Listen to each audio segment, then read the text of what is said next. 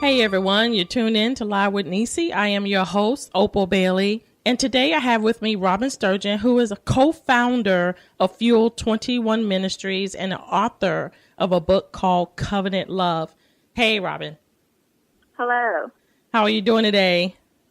I'm well. How are you, Opal? I'm doing good. I just want to say welcome to our show, and I know that you have so many good things to share with our listeners, and so do tell us, what is 21 Ministries? Well, Fuel 21, it originally started a few years ago as with Shiloh House of Hope, which was a non-residential counseling program for troubled teens and their families. I have been a high school math teacher for almost 20 years, and within my first 5 years of teaching high school, I had a student that took his own life, and it impacted me to where I didn't recognize the signs. It was very unsuspected.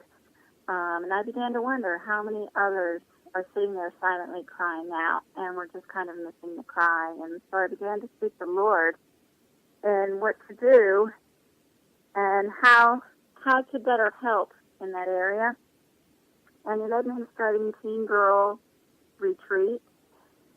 And the first couple of weekend retreats that we held, some of the girls just really opened up with different things going on in their lives and just realized, even at such a young age, how much healing they needed already. As you know, John 10:10 tells us, the thief comes to steal, kill, and destroy. And even at an early age, but Christ came to give us abundant life. And so from that birth, ministry and counseling with teenagers and their families. But recently, within the past couple of years, just really praying about it and asking the Lord the direction, what he wanted with it, with the ministry and the name, and it was his. You know, I was just laying it out there. Lord, what do you want? What avenue do you want to take this? And in praying about the name, I've heard several times when I asked the Lord, what is it you want me to do? I would just keep hearing, feed my sheep. Feed my sheep. Just like he told Peter, do you love me? Yes, feed my sheep. And so from that came Fuel 21, fuel not only for igniting the heart in his love, but also in the feeding, and the 21 from John chapter 21, verse 17. And so it's ministry to share the love of Christ and the healing that he provides. And giving that hope to others that are in a battle and just need some extra support. What are some of the ages that the ministry reaches out to? It was originally teenagers, but I'm sure you've seen as well, the attack is getting younger and younger. And we notice a lot of times when upper teenagers, when they head off to college, they're out of high school, they feel like they're in this transition of, hey, now what direction is my life to take? So it's a wide range. The vision, what we would like to plan and begin soon is training with the younger ones and after-school programs, helping them with their schooling, and also teaching them just to pray and seek the Lord and give their prayer requests to him and trusting him. But then working with other ages through the counseling program as well, and just trying to help bring that healing, restoration, but also reconciliation in the families. There's such an attack on families. Well, I hear you say you're providing counseling services and stuff. What kind of other services are you providing with Fuel 21 with the kids? And also, does the parent have their play in this as well? Do you reach out to them, or this is just mainly young kids from what age to what age, and the services you provide, and is parent involvement in this as well? If there is a parent there in the picture, yes, we absolutely want to get the parent involved as well. And that is with classes, parenting classes, holding that with them, as well as having them come in and just working through differences and how to even help their teen when they're going through different things, different strategies to maybe help a situation rather than make it worse. Ages, we really don't have a limit. We've had some come to us 8 years old that are battling different things at that age, and parents are seeking help. And so it's pretty open. Of course, through 18, we really want to get the parent, guardian, whatever the situation is, involved as well. After 18, of course, they're kind of on their own, but always we want to try to keep the family unit together and bring reconciliation where it's needed.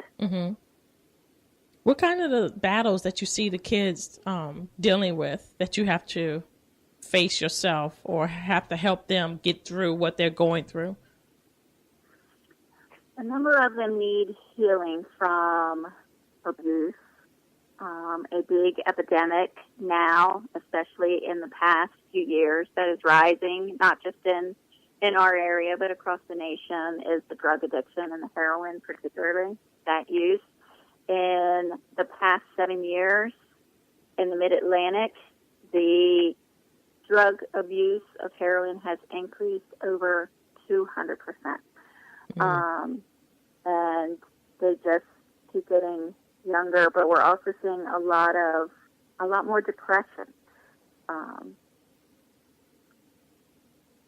suicide attempts, cutting, a number of things in those areas. And there are a number of students or teens, children, that have lost a parent, and just dealing with the healing and the trauma of that, because that's very traumatic at an early age.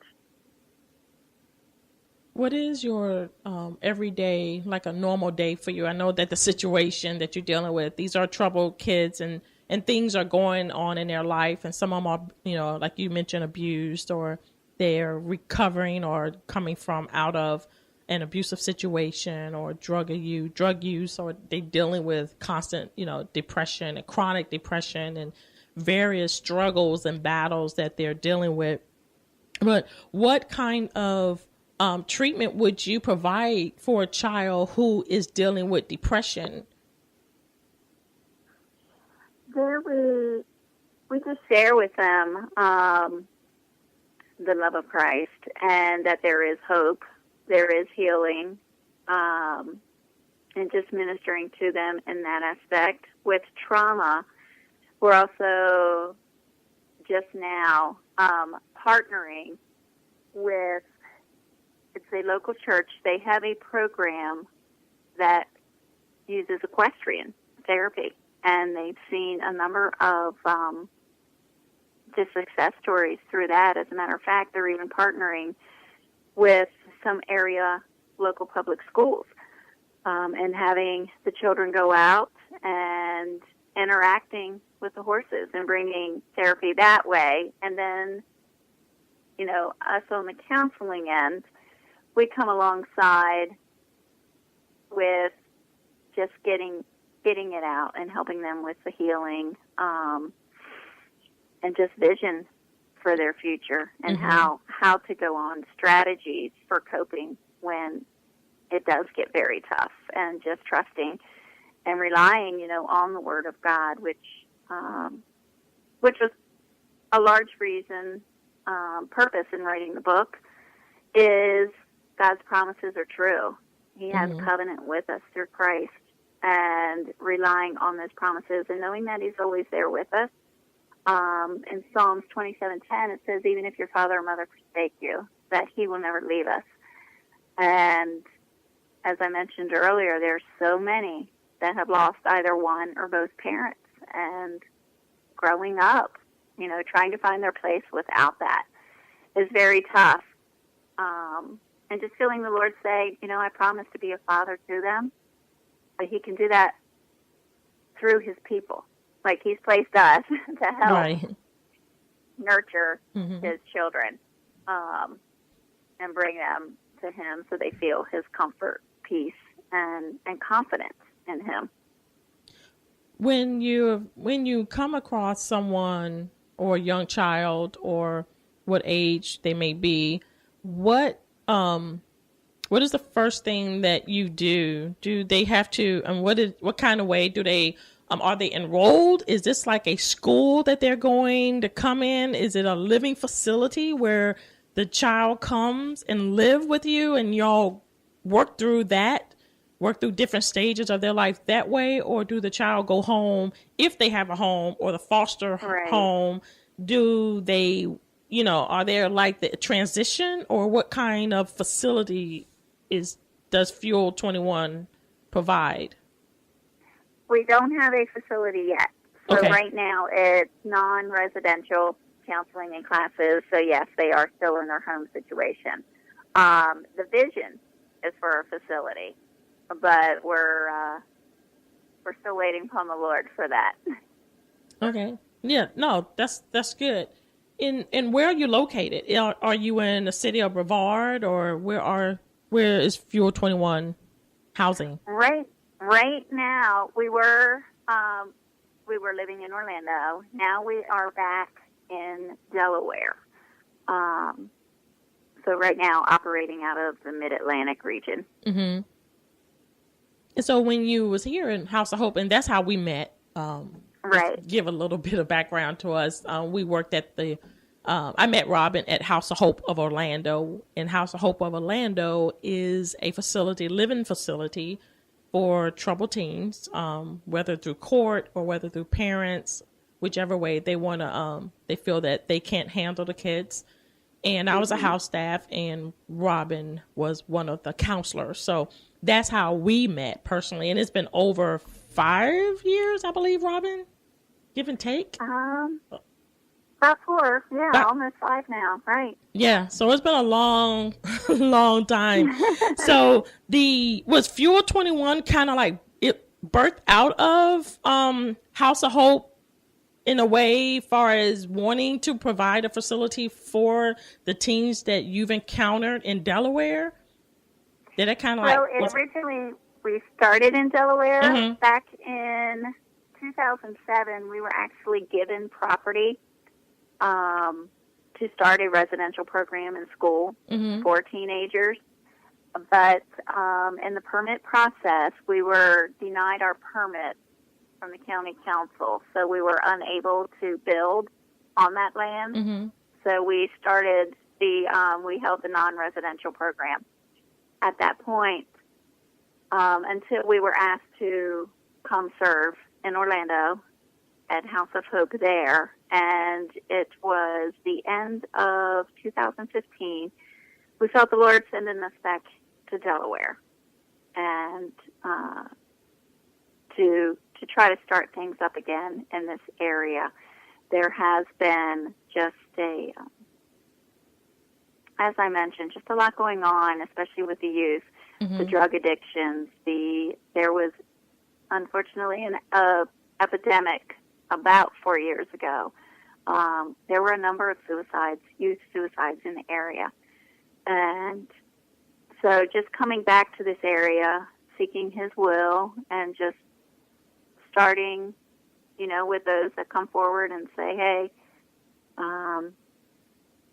we need some help. And partnering, we're still in the process, partnering with churches in the area as well, and just building our team a little more to, as you mentioned, eventually we would love to have a residential program here, but we're just kind of